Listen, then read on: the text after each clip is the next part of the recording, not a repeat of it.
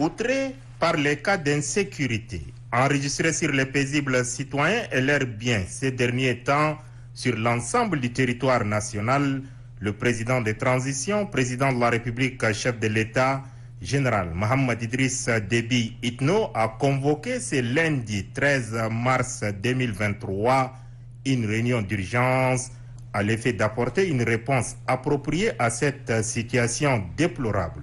Au cours de la réunion, qui a duré moins de 30 minutes, des instructions claires ont été données au gouvernement avec à sa tête le Premier ministre de transition, Saleh Kebzabo, et par ricochet l'ensemble de l'appareil sécuritaire et militaire. Les ordres sont donnés et ils ne doivent souffrir d'aucune ambiguïté dans leur applicabilité.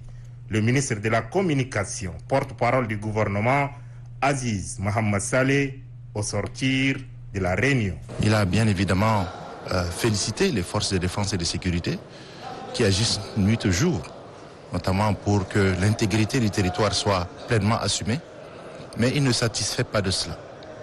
Il estime que la population est en droit de pouvoir exiger plus de ces forces de défense et de sécurité du gouvernement.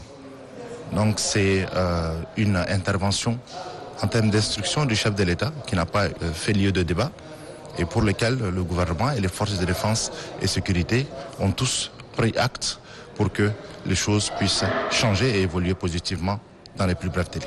Pour le chef de l'État, chef suprême des armées, le général Mohamed Idriss Déby Itno, des moyens colossaux ont été débloqués, mais les résultats n'ont pas suivi. Lorsque les moyens sont mis, la mission doit être exécutée de façon la plus idoine. Et donc ce sont des instructions claires, réaffirmées, où le chef de l'État attend à ce que les prochaines rencontres puissent être des résultats qui soient donnés en termes de baisse de l'insécurité, aussi bien au niveau de la capitale que dans les provinces.